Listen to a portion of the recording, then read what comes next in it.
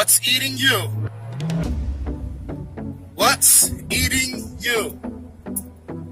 Are you toxic? I'm going to pull over here and talk to y'all for a minute. Yes, you are toxic. I'm a toxic. He is toxic. You're a toxic. Would you like to be a toxic too? No, I'm just kidding. We're living in a toxic environment. The foods we eat are toxic. The air we breathe are toxic. The water we take a shower with are toxic. Okay? We're living in a toxic world. So yes, you are toxic. You might have a toxic work environment. You might be dealing with foods in your household. If you're dealing with a bigger family, you can't always change the foods that you want to. If you're tempted with other things in your house, whatever the case is, it doesn't matter. The key is to honor your goals. Before you can do that, what are your goals? Say I'm healthy. Say I'm pretty healthy. What should I do? Well, I would challenge that.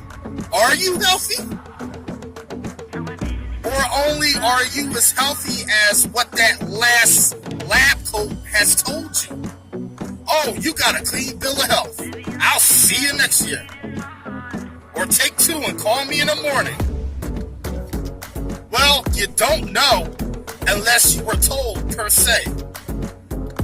I always just recommend going through the process of detoxing yourself, detoxifying your body. Okay? This is crucial.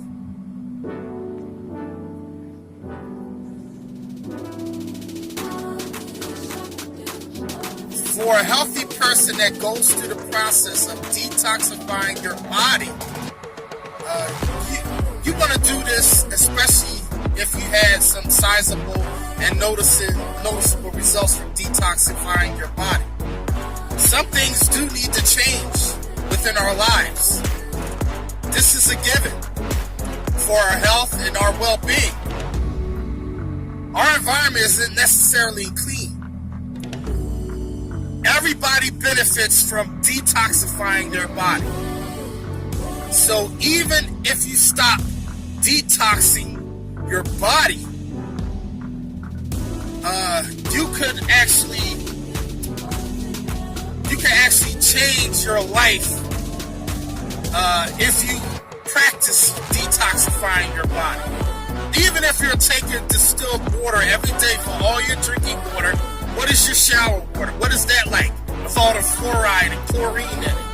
Or if you're going out and you have to go to work and you're dealing with the toxic world, chemtrails for one thing, radiation is still being bombarded with that. You move into a new house, that house has formaldehyde fumes, among other things, that are just coming from the walls, from the chemicals that's made with the walls. Things that we don't think about, that we kind of take for granted. So in this state, in this world, we have to think about the idea that we have to constantly detox our body, because there is nothing really pristine in our environment. Fish. A lot of people thought, we all did, that fish was a better source of what we thought we needed as protein, or a good source of oil, omega-3s and everything. We thought that was a better transition than, say, our red meats. Well, yeah, they're just as toxic as, let's say, or if not more so, than our land animals, with the mercury and all that in the water. So how our thinking about our world and our environment should actually be kind of part of the educational process as you go through this detox journey. Okay?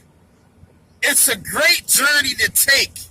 For one, be hopeful that there's some resolution that especially for those out here who've been given these lifetime death sentences like cancer, they've been told that, oh, you got herpes. You're going to carry that around like luggage for the rest of your life. There's no cure for that. Or HIV, AIDS, or even all sorts of things, migraines. They may say, oh, that's just the way your body and your chemistry is made up. You're going to have that for every day of your life. That's not the case. Every day that you wake up, that is the greatest blessing. Every morning you wake up, you get a do-over. And your do-over allows you to change, to make differences, to make strides and movements, and better condition your body and your mind from the day before. And that's a beautiful, beautiful, wonderful thing. You also have to think about, on a broader sense, that how disease comes about. It's really all the same thing. You just have different organs that manifest the disease differently. So, you're going to have COPD affecting the lungs, right? Versus diabetes. There's still inflammation. They just affect different organs. But the inflammation is the same. The same toxins that would have stressed your lungs out for COPD could be the very same toxins that's going to throw your thyroid off or your pancreas off and it's going to manifest as hypothyroidism, Hashimoto, or diabetes. It's just different organs are going to reflect it in different ways. The names don't really even matter because the names are artificial. Doctors, lab rats, lab coats, rats / came up with these names. Bless their heart. They came up with these names as a way of classifying things. But unfortunately for us, they have very little value in the names. They have sectioned off the body in so many different parts and made it seem that every part of the body reacts a different way to different things. Not really. Inflammation is inflammation. Toxicity causes inflammation. Our environment is toxic. Whether you're taking toxic food, toxic drinks, anything that's out of balance in nature is going to create toxicity.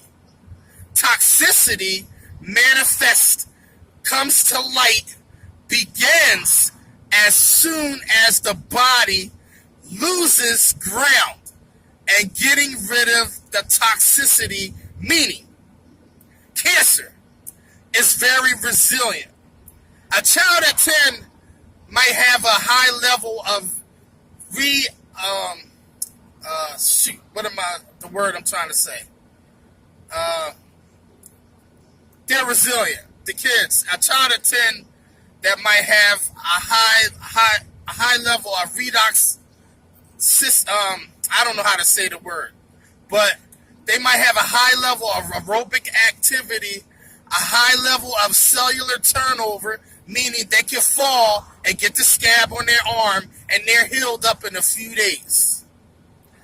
They're going to be able to process toxins quicker and faster than, and those diseases are not going to take hold as fast as someone who is compared to someone who's 40 years old, let's say, who hasn't had a cleanse and his toxicity has built up in their lifetime and they haven't really had the opportunity to get rid of it, to expel, and there's been no liver cleanse. There's been no detox situation. Constipation is now setting in. when they're not eating a meal and then eliminating it right away 30 minutes later. You know, if you're not regular, then you're toxic. Your body is going to lose ground with that. And then you're going to have a load of toxins in you.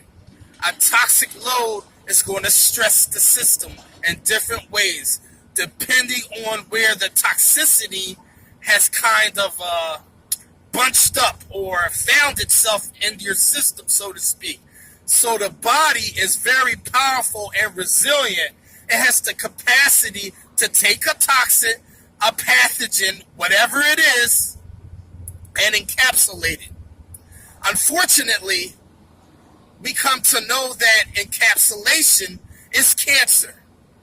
But that's the body's way of kind of safeguarding it. Let's put it away. Let's shove it in this corner of the body so that it doesn't bother the rest of the organs and body parts. There's a lot of good things and a good information that comes out of doing this kind of process of detoxing.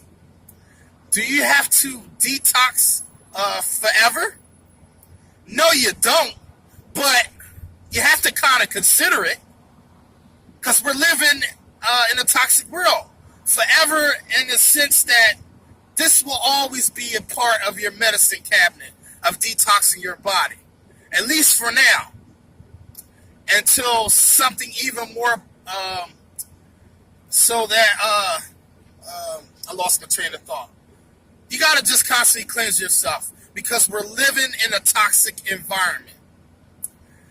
I will get more into this MMS routine and what I'm doing to detox my body. There's a lot of information that I have researched, and you need to be informed. So you have to clear your canvas for healing and repair and rebuild, so that your body is going to be able to do automatically. So as long as you clear some of the stuff out of the way, your body will have the space to do this, to heal itself. You have to detoxify your body. So think on that and marinate on that. This is Masters at Work, and I'm out of here.